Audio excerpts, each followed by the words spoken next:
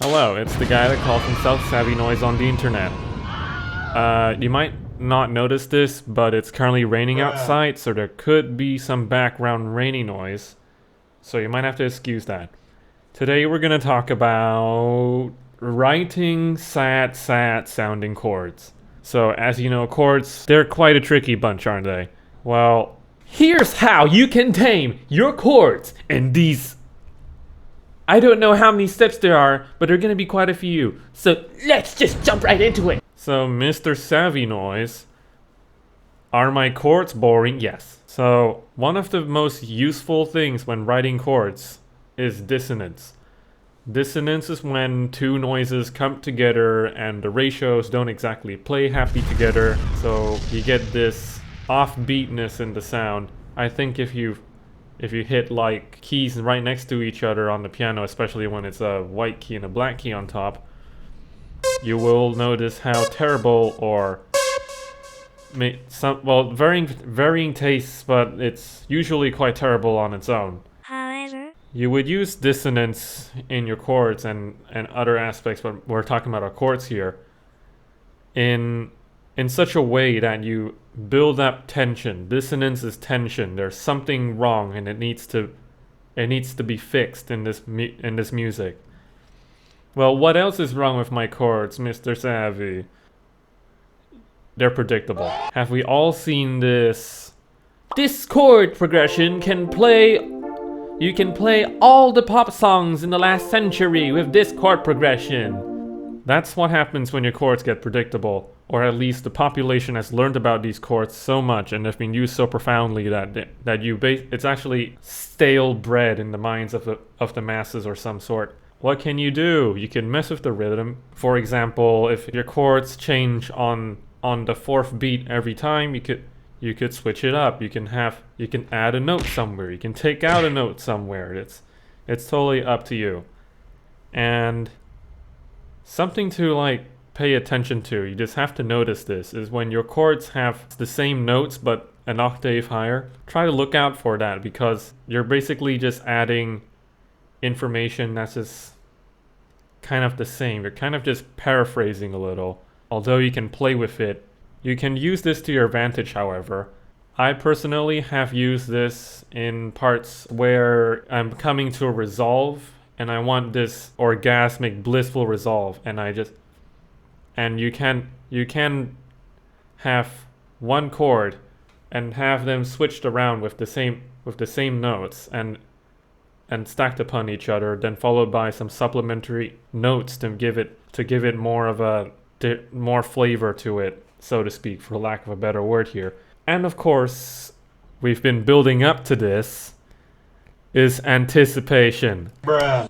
Basically, it's just the control of tension. You want to keep building up, you want to keep building up and building up, and then release it on the resolve. Sometimes you can actually you can either delay this, or you can have like different flavors of resolve almost.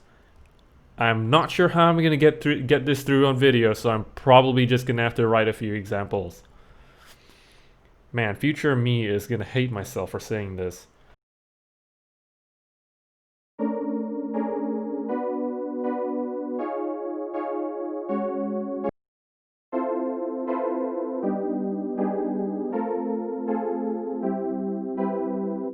precautions.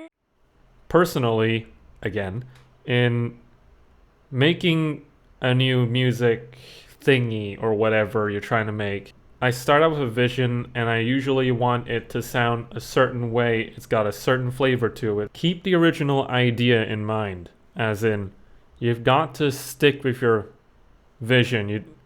Although it's sometimes okay to just deviate after you find out that this could be better. Stick with the original idea, unless the original idea is shit after finding out after a few hours of just polishing a turd, you realize that you're polishing a turd.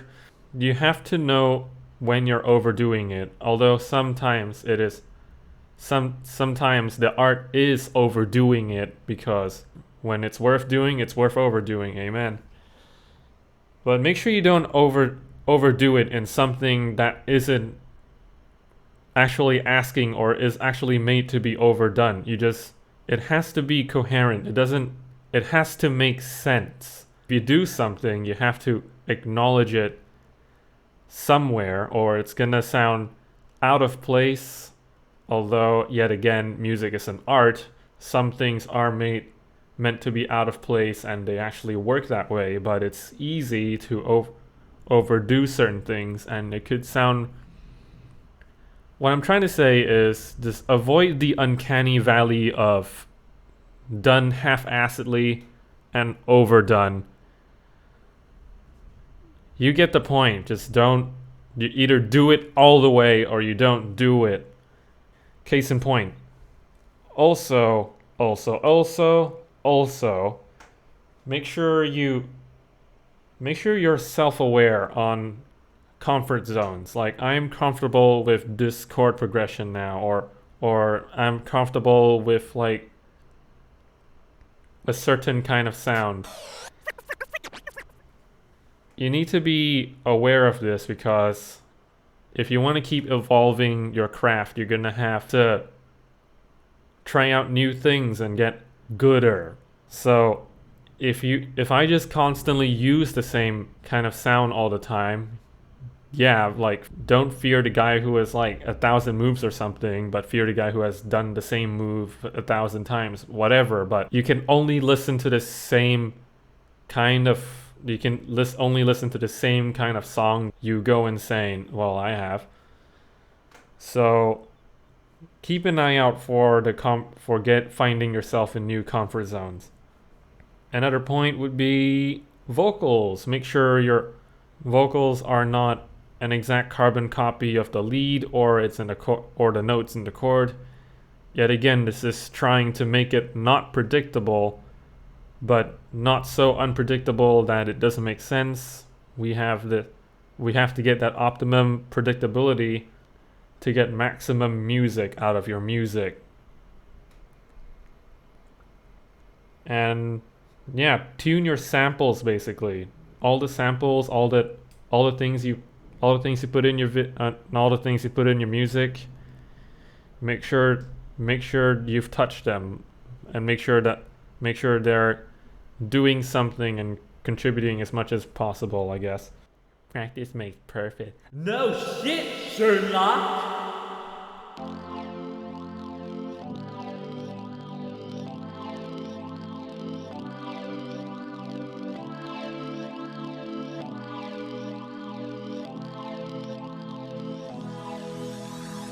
This is the Savvy Noise theme song. It's so short.